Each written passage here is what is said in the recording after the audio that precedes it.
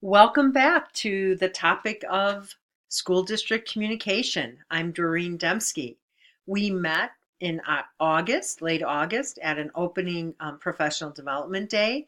I'm coming back in October, but in the meantime, we've gotten your constant contact account up and running. We've got some templates out there, and I see that some of you are already using it. Karen has asked me to do some training in the meantime, and so that is the purpose of this screencast. What will we be covering? Very briefly, we're going to go over why the templates are important. I am going to help perhaps set you up with what content you should give priority to in your e-newsletters. A few tips about writing style and the difference between web and print writing, and then a few technical tips right inside of the Constant Contact program that will help you, I believe, get better readership, and then a little bit about managing the system itself. So let's get started. First of all, why use the template? So every school was given a template. Now I'm going to go out to your Constant Contact account and pull up, this is the middle school template. Now in here, number one, there is a folder. Maybe I should go back to campaigns. It's always my go-to button, by the way, when I don't know where I'm at. Campaigns, folders, templates for school newsletters. Then look here under the names and you'll find each one of you have one. I think you probably already know that. And then before you build a newsletter, you go over here more and you copy it and then you rename it so that it will always be a template in here, and start from the template each time too. Don't copy your previous month. There's a technical reason for that I've been told by Constant Contact, and it is in the coding. And it will sometimes, if you just copy a past newsletter, you will save the coding and it might cause you a little trouble. Just a little tip. All right, let's look at the templates and let's really just discuss these for just a minute. So the templates themselves are built with some very specific reasons.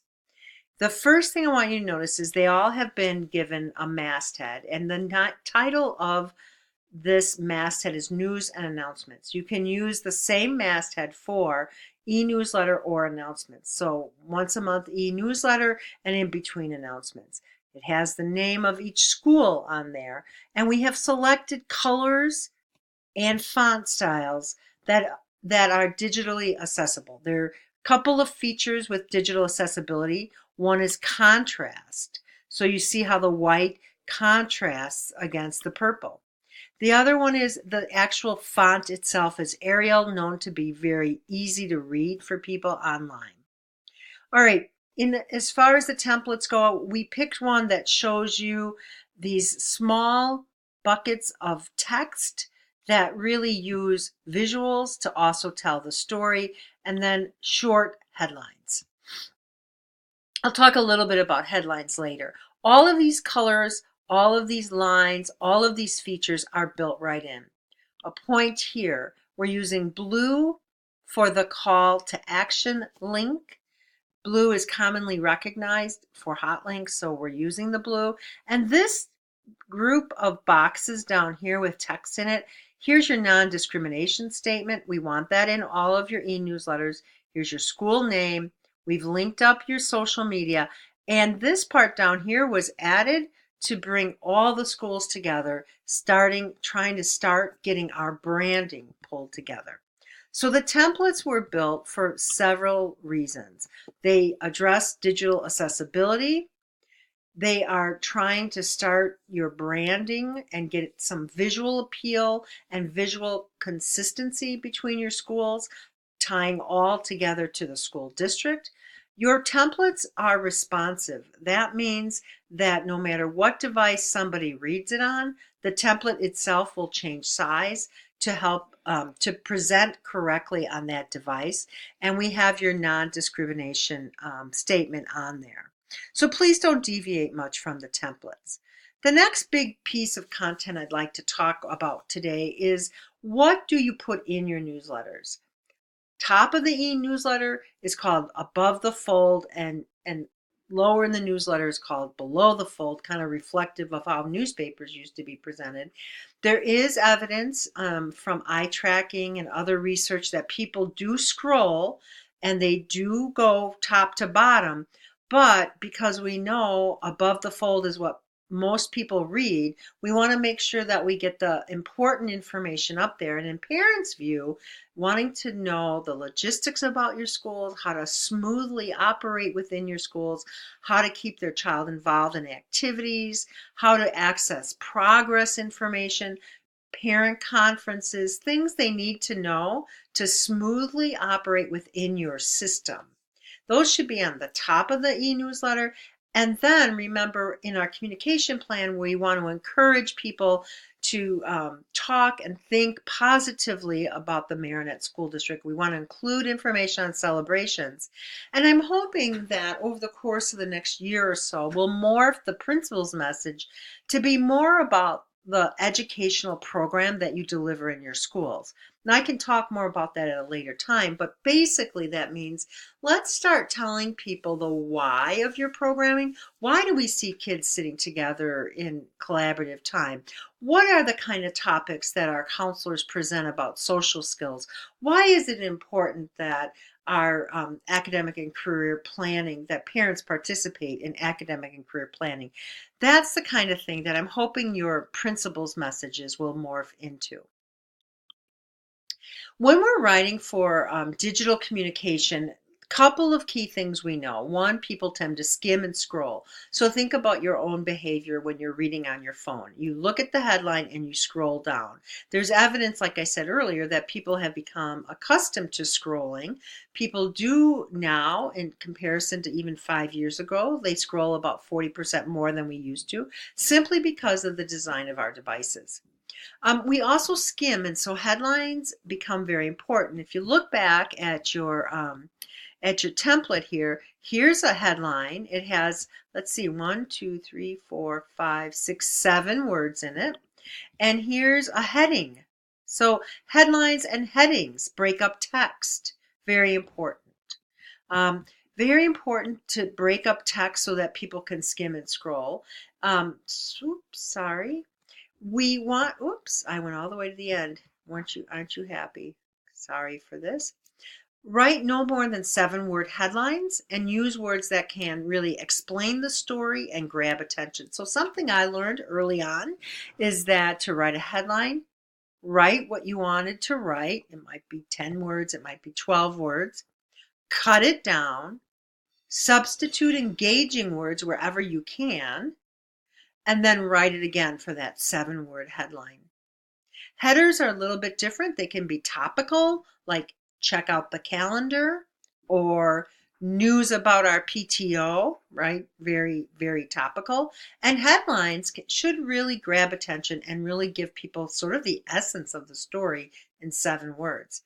When we need to present longer information, in other words, when these blocks of text aren't long enough, think about using the link as the way to present a longer article. I'm going to go out here and look in your campaigns and show you one of the examples that I picked up. Now, I did this on Friday the 21st, so it might be that you've changed this since. So here's one that I thought did a good job getting logistics up above the fold in the top of the newsletter. Pardon me while this loads. Okay, so here's the important dates. And I think we could, right here, and I don't know what Wacky Wednesday means, but I think this is enough from important dates, header, down to October 26th, no school. That's plenty. And then let's pretend this wasn't Wacky Wednesday. Let's pretend this instead was find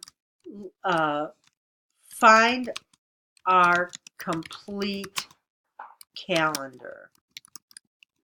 And then we would link out to your website, or maybe not find, check out our full calendar.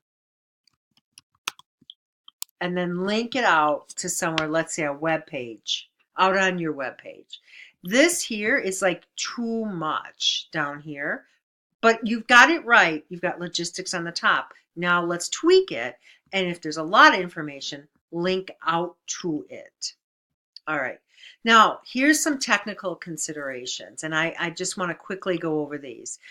After you have sent a campaign, leave. Notice they're asking me to save there, and I chose not to.